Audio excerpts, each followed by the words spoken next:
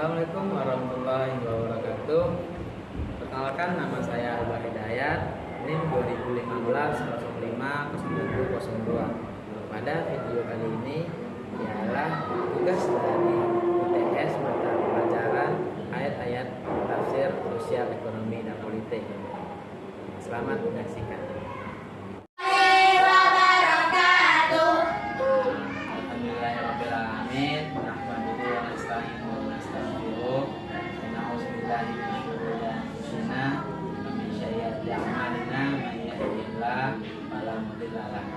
Asyhadu an la ilaha illallah wa asyhadu anna Muhammadan abduhu wa rasuluh la nabiyya ba'da amma ba'du.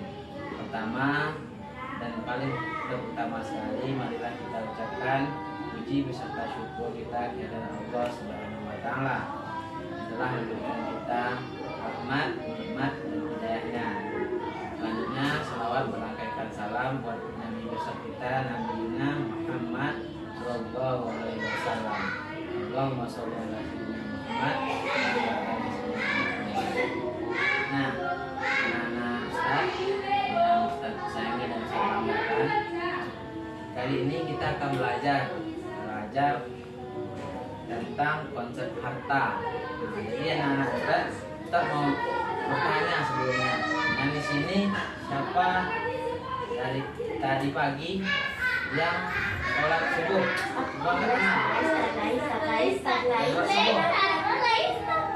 Yang enggak sholat subuh? Besok sholat subuh lagi ya. Ada yang enggak sholat ya. Nah, kita akan belajar konsep harta. Harta itu tahu nggak? Harta itu ada berupa harta jasmani dan harta rohani. Kalau jasmaninya di mana tuh? Kayak mata, telinga, kaki. Kalau rohaninya kayak dalam hati kita, perasaan kita, gitu kan. Nah, jadi konsep harta, nah, di dalam sekolah kita kan diajarkan kaya itu pangkalnya dengan menabung. Menabung pangkal kaya. Nah, jadi sedikit demi sedikit lama-lama menjadi oke. Tapi dalam dunia Islam itu berbeda, tidak hanya menabung saja, tetapi kita perlu dengan sedekah kuncinya. Sedekah, dan tahu nggak? Sedekah itu mengeluarkan sebagian harta kita kepada orang yang membutuhkan, seperti anak-anak yatim, fakir, miskin. Dan ada hadis Nabi, hadis kursi, Rasulullah bersabda, ya bani Adam, anfik alaih. Wahai anak Adam, bersedekah dulu kepada Allah, baru Allah bersedekah kepada kita. Maksudnya itu, kita harus mengeluarkan uang kita dahulu untuk mendapatkan ridha Allah pertama, dan untuk memperbanyak rezeki kita. Nah, jadi kuncinya itu semakin spesial yang kita berikan, yang kita keluarkan, kita infakkan atau sedekahkan, semakin spesial pula balasannya oleh Allah. Makin besar kita keluarkan, makin besar pula hadiahnya oleh Allah. Nah, jadi ada firman Allah dalam surat Al-Baqarah ayat 261. Siapa yang bisa bacain? Angkat tangan, siapa yang bisa? Kian. Nah, ada yang bisa nggak? Nah, jadi dalam surat Al-Baqarah ayat 261, perumpamaan orang yang berinfak itu seperti satu biji yang menumbuhkan 7 tangkai, dan setiap tangkai ada 100 biji. Jadi Allah itu melipat gandakan harta yang kita sedekahkan tadi. Jadi balasannya luar biasa. Nah, terakhir kita akan berbicara membahas tentang peristiwa zaman Rasulullah. Nah, ada seorang sahabat ini terkenal dengan kedermawanannya.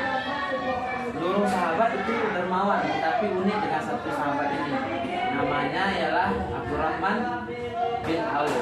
Abdurrahman bin Auf ini suatu malam waktu itu ada gelisah dia. Lalu istri dia bertanya, wahai Abdurrahman, kenapa kamu gelisah? Lalu dijawab oleh Abdurrahman Rahman. Nah, setelah itu aku gelisah karena dagangan hari ini habis terjual dan untungnya pun banyak. Ada seperti 1 peti keuntungan.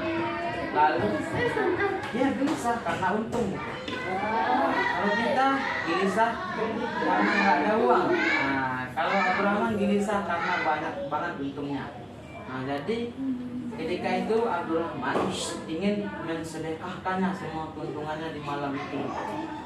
Jadi dibungkus-bungkus hartanya lalu dikasih ke seluruh penduduk.